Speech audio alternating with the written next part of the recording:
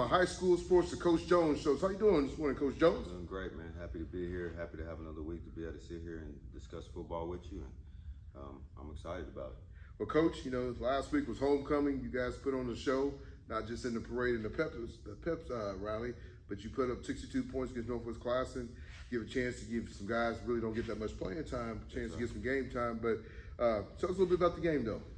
Well, we knew what type of program Northwest is, and I think the coaches are doing a great job there, and they're building it the right way, but it's a rebuilding process. So we knew all week we need to focus on ourselves. Coach Williams said something throughout the week that really stuck to me. He said this week is going to show me more about our team than the previous three, because you can't get up versus that type of team. It's a trap game, and it's going to show you how you can work on your own details, your fundamentals, and erasing some mistakes that you had the previous weeks, and even practicing. Our kids was kind of sluggish starting off Monday. You could tell that they knew who they were playing, and we kind of jumped in their butts and they got rolling. And I was excited to score 42 points. And no matter who you play, if you score 42 points in the first quarter, you're doing things right. So I was excited to get some young players some reps, even some of our starters. I was excited to be able to get them some confidence. We had an outside linebacker who's a sophomore who's kind of been struggling a little bit this year, but he's playing pretty good as of late. Aaron Carter, to be able to get 2 interceptions returns for touchdowns in the first quarter, that showed that he's going to be a great player for us and move in the right direction. So a lot of young players got reps. It keeps the morale of the team going. It keeps, because a lot of those players play scout team as well, so it keeps them kind of energized. It kind of keeps them going. And then I knew it was potential for our JV game to get canceled. So for them to be able to get those reps, it kind of makes up for that as well. Well, Coach, like you said, that's a good game. You got guys in, and you had some guys kind of banged up from the Bishop McGinnis game. So in your head as a coach, hey man, we're up 62. I mean, we ended up winning 62-0. When do you start saying, hey man, let's start getting some of our starters out, let's get some of our backups in? When do you kind of start saying that, as a head, being a head coach, because you want everybody to get game, but also, you don't want nobody to get in there and get a freak accident from being in a game that you're up so much. Yeah, well, it starts off with what you said at first is getting kids healed up. We had Jason Smith, he's been having some knee issues, and Brian Stalker, he has some back issues, and Kanaju Thomas, he has some issues as well. So to be able to get them rested and get them healed up and get them ready for this week, that was a plus. Also, this is my first year as a head coach, so I'm learning as I go as well. So that was the first time I've been in that position where we got up and I had to make a decision. I knew there were some young starters that I still wanted to get reps, but I knew there were some veteran guys that I needed to get out that game as well.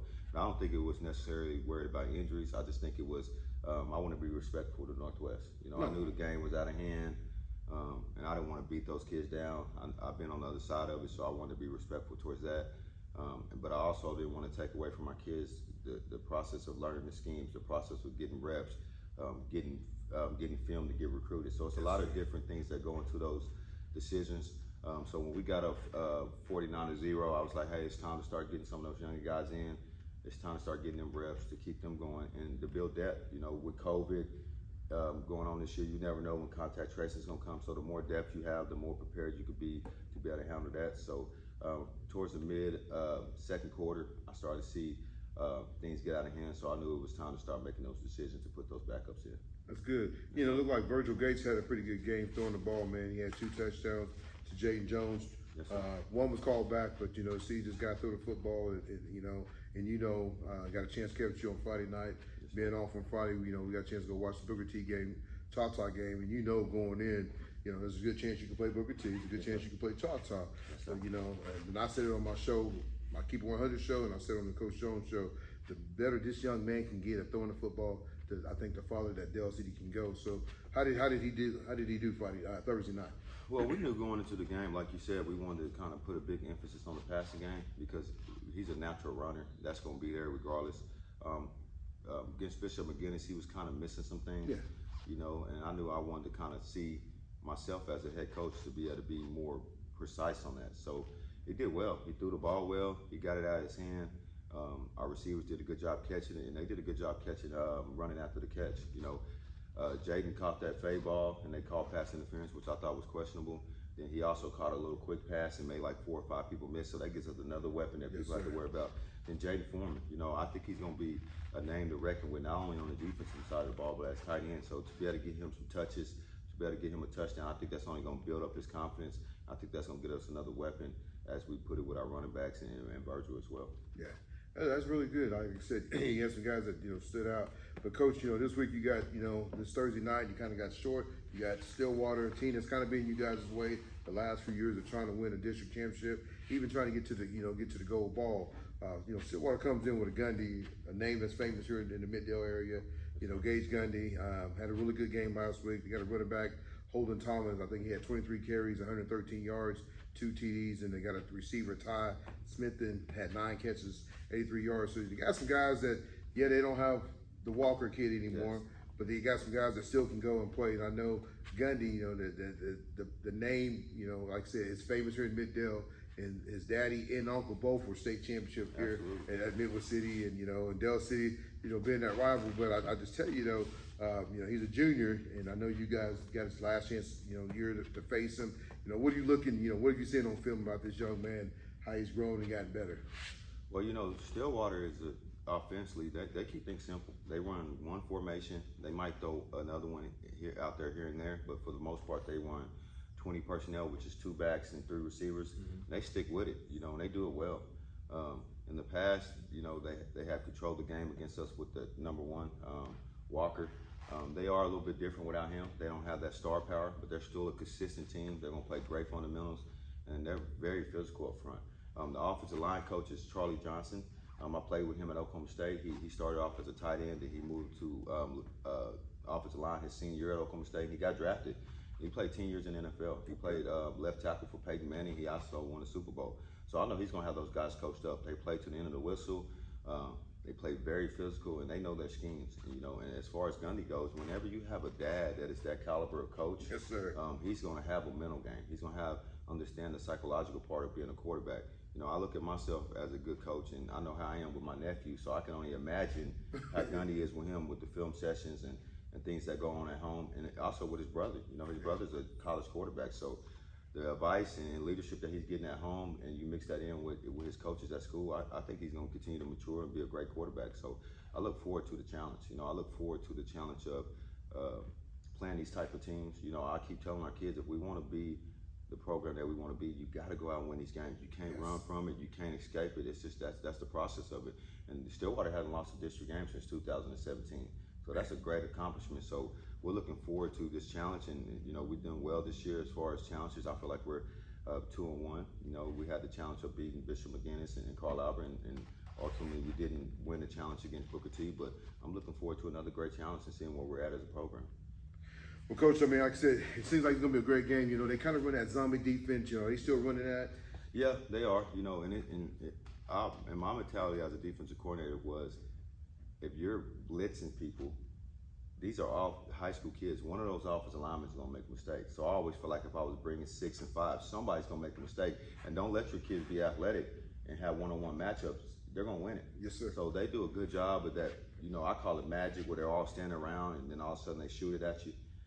They do a good job at that, but it also can harm them as well, because I ran that defense before, and you get pressure. You get tackles for loss, but if you can get to the second level, it's nobody there. We're preparing for that. I'm excited to see what we're going to do with this offensive line. I feel like this is our best offensive line since I've been here.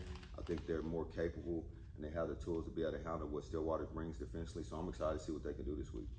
Coach, you already look at it. We're in week 5 already. Got 5 weeks left. It's crazy how fast the season's going. Last year people putting games together. Hey, you want to play just to get games? This year is like it's going by so quick.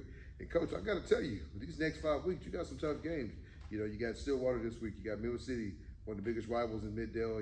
Everybody be at that game. Then you got Putnam City Norfolk team that's fighting right there, sitting. All you guys are sitting 1-0 in district. Then you with Deer Creek. People didn't think Deer Creek was going to be that good. They're going to be a team to reckon with.